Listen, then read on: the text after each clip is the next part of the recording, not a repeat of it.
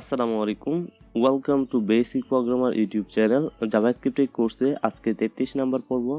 এই ভিডিওতে আমরা আলোচনা করব JavaScript time out and interval সম্পর্কে। তো এখন আসি জাভাস্ক্রিপ্ট টাইম আউট। তো set time out method use করে আমরা একটা টাইম সেট করতে পারি এবং টাইমটা যখন শেষ হবে অর্থাৎ টাইমটা যখন পার হবে তখন একটা ফাংশন সে এক্সিকিউট করবে। এরপর আসি ক্যান্সেলিং এ time out. So clear time out method use করে সেট টাইম আউট মেথডটাকে আমরা ক্যান্সেল করতে পারি। এরপর আসি জাভাস্ক্রিপ্ট ইন্টারভাল। তো সেট ইন্টারভাল মেথড ইউজ করে একটা ফাংশনকে আমরা বারবার কল করতে পারি একটা নির্দিষ্ট সময় পর পর। ওকে, এরপর আসি stop and interval. So clear interval method use করে সেট ইন্টারভাল মেথডটাকে আমরা স্টপ করতে পারি। এখন আমরা ভিজুয়াল স্টুডিও কোডে চলে যাব। JS timeout and interval .html নামে একটি ফাইল খুলেছি, আপনারা যে কোনো নামে খুলতে পারেন। এখন আমরা দেখব সেট টাইম আউট মেথড কীভাবে কাজ করে। সো একটা ফাংশন নিয়ে নিচ্ছি, ফাংশনের নাম দিচ্ছি মাই ফাংশন।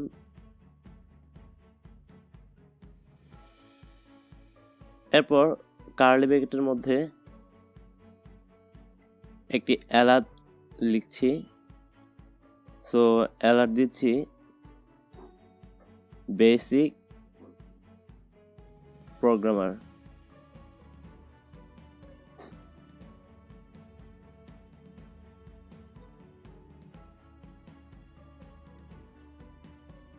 একটা ভেরিয়েবল নিয়ে নিচ্ছি মাই টাইম আউট, আপনারা যে কোনো নাম দিতে পারেন। এখন সেট টাইম আউট। তো সেট টাইম আউট এই মেথডটি লিখতে হবে, এরপর আমাদের ফাংশনের নামটি লিখতে হবে। সো আমি ফাংশনের নাম কি দিয়েছিলাম মাই ফাংশন। এরপর আমাদের টাইম ডিলে দিতে হবে। সো এখানে মিলি সেকেন্ড। সো 3000 মিলি সেকেন্ড মানে 3 সেকেন্ড। সো এখানে টাইম ডিলেটা মিলি সেকেন্ডে দিতে হয়। ওকে, সো এবার যদি আমি লাইভ সার্ভারে যাই তাহলে কি করবে, আমাদের একটা অ্যালার্ট দেখাবে বেসিক প্রোগ্রামার 3 সেকেন্ড পরে। ওকে, 3 সেকেন্ড পরে বেসিক প্রোগ্রামার এই অ্যালার্টটি দেখতে পাচ্ছি। সো এখানে যদি আমি 4000 দিই, 4000 মিলি সেকেন্ড অর্থাৎ 4 সেকেন্ড। তো আমাদের অ্যালার্টটি কখন দেখাবে, 4 সেকেন্ড পরে। সো আমি রিফ্রেশ করি। সো আমাদের 4 সেকেন্ড পরে অ্যালার্টটি দেখাচ্ছে। ওকে, সো এইখানে আমি ফাংশনটা সেপারেট করেছি, আলাদা করে লিখেছি।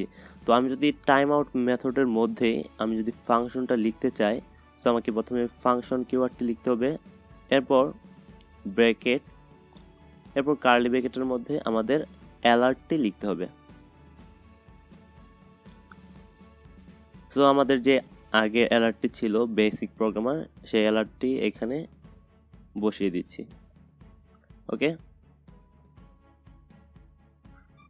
সো আমরা এখানে কি করেছি, এখানে আমরা ফাংশনটা একসাথে লিখেছি, আগের আমরা ফাংশনটা আলাদা করেছিলাম।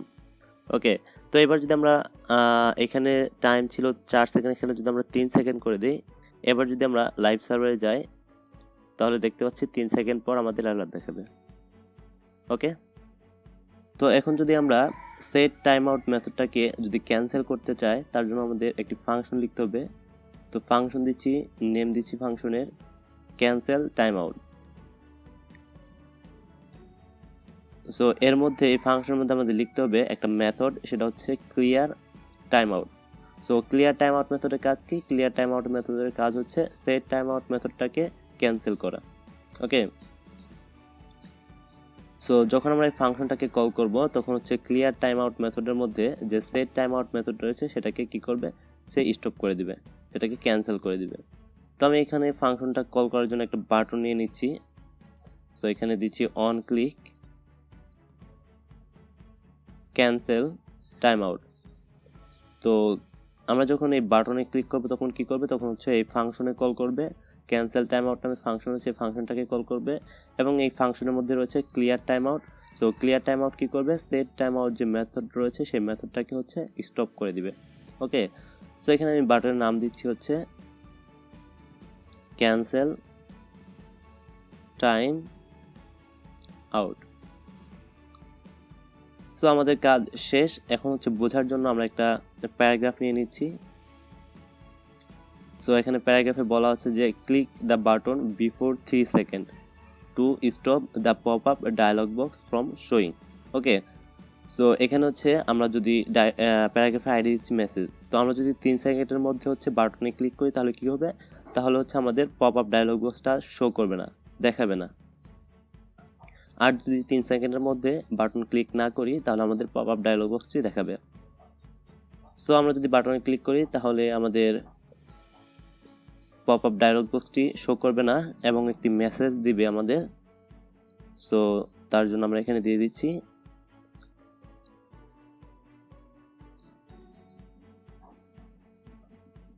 the pop-up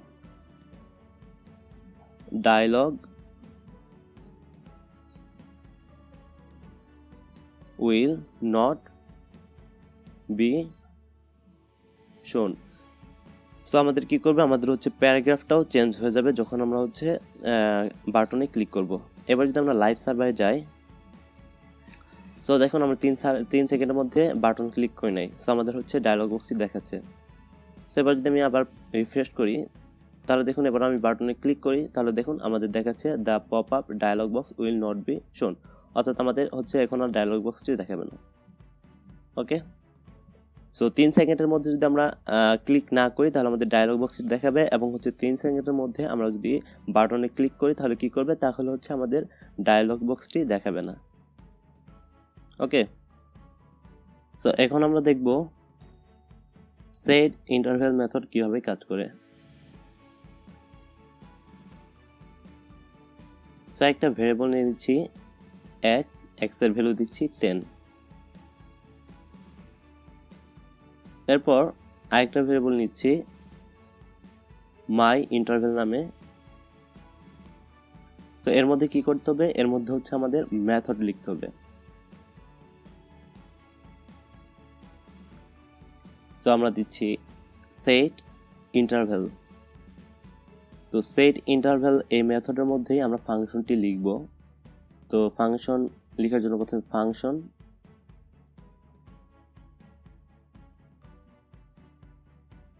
এবার হচ্ছে কার্লি ব্র্যাকেটের মধ্যে আমাদের ফাংশনের মধ্যে কি কাজটি হবে সেই কাজটি লিখতে হবে। তো এখানে আমরা কি করব, এখানে হচ্ছে আমরা অ্যাড করব, অ্যাড 10 to x, অর্থাৎ x এর যে ভ্যালু, এই x এর ভ্যালুর সাথে আমরা 10 যোগ করব যখন হচ্ছে আমরা এই ফাংশনটাকে কল করব। তো যতবার আমরা ফাংশনটাকে কল করব ততবার x এর সাথে 10 যোগ হবে। তো x এর ভ্যালু প্রথমে ছিল 10, এরপরে হচ্ছে যখন ফাংশনটাকে কল করব তখন x এর ভ্যালু হবে কত, 10 প্লাস 10 20, এরপর যখন আবার ফাংশনটাকে কল করব তখন হবে 30, এরপর আবার যখন কল করব তখন x এর ভ্যালু হবে 40। তো যতবার আমরা কল করব ততবার হচ্ছে 10 করে যোগ হবে। সো আউটপুট দেখার জন্য document dot get element by id demo inner html, এখানে দিচ্ছি x। ওকে, তো এখন আমাদের ডিলে দিতে হবে টাইম, যে কত সেকেন্ড পর পর হচ্ছে ফাংশনটাকে কল করবে। সো এখানে আমি দিয়ে দিচ্ছি 1000 মিলি সেকেন্ড, অর্থাৎ 1 সেকেন্ড। তো 1 সেকেন্ড পর পর হচ্ছে আমাদের ফাংশনটাকে কল করবে। সো এখন যদি আমরা আউটপুট দেখতে চাই, তো আমরা প্যারাগ্রাফ নিয়ে নিচ্ছি, এখানে দিচ্ছি আইডি দিচ্ছি ডেমো, এখানে একটু ভ্যালু দিয়ে দিচ্ছি 10। ওকে, তো এবার যদি আমরা লাইভ সার্ভারে যাই তাহলে আমরা দেখতে পারবো 1 সেকেন্ড পর পর আমাদের x এর ভ্যালু কি হচ্ছে, x এর ভ্যালু হচ্ছে 10 করে বাড়তেছে। ওকে,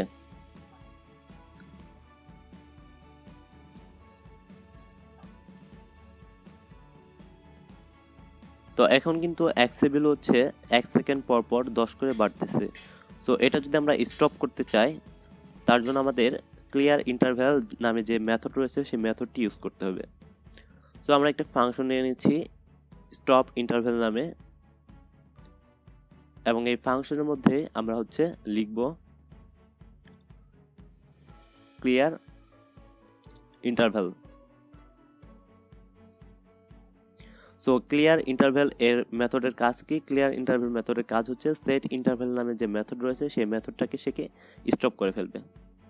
ওকে, সো যেহেতু সেট ইন্টারভ্যাল হচ্ছে মাই ইন্টারভ্যালের মধ্যে রয়েছে, সো আমি হচ্ছে ক্লিয়ার ইন্টারভ্যালের মধ্যে আমরা কি লিখেছি, মাই ইন্টারভ্যাল। ওকে, এখন কি করতে হবে, এখন হচ্ছে আমাদের স্টপ ইন্টারভ্যাল নামে যে ফাংশন রয়েছে সেই ফাংশনটাকে আমাদের কল করতে হবে। তো আমি একটি বাটন নিয়ে নিচ্ছি। তো যখন আমরা বাটনে ক্লিক করব তখন হচ্ছে কি হবে, তখন হচ্ছে স্টপ ইন্টারভ্যাল এই ফাংশনকে কল করবে এবং হচ্ছে ফাংশন স্টপ ইন্টারভ্যালের মধ্যে ক্লিয়ার ইন্টারভ্যাল যে মেথডটি রয়েছে সেই মেথডটি এক্সিকিউট করবে। তো আমি বাটনের নাম দিচ্ছি স্টপ ইন্টারভ্যাল। এবার যদি লাইভ সার্ভারে যাই তাহলে আমরা দেখতে পারতেছি এক্স এর ভ্যালু হচ্ছে 10 করে বাড়তেছে। সো বাড়তেছে যখনই আমরা বাটনে ক্লিক করব তখন কি হবে, তখন হচ্ছে স্টপ হয়ে যাবে, তখন হচ্ছে আর হচ্ছে 10 করে বাড়বে না। ওকে, তো আবার যদি আমরা রিফ্রেশ করি তাহলে আমরা দেখতে পাচ্ছি এক্স এর ভ্যালু হচ্ছে 10 করে বাড়তেছে, যখন আমরা বাটনে ক্লিক করব তখন কি হয়ে যাবে, তখন হচ্ছে স্টপ হয়ে যাবে। তো এই ছিল আজকের ভিডিও। আশা করি ভিডিওটি ভালো লেগেছে। যদি ভালো লাগে অবশ্যই ভিডিওতে লাইক করবেন, আপনার ফ্রেন্ডদের সাথে শেয়ার করবেন, কমেন্ট সেকশনে জানাবেন আপনার মূল্যবান মতামত। দেখা হবে পরবর্তী ভিডিওতে।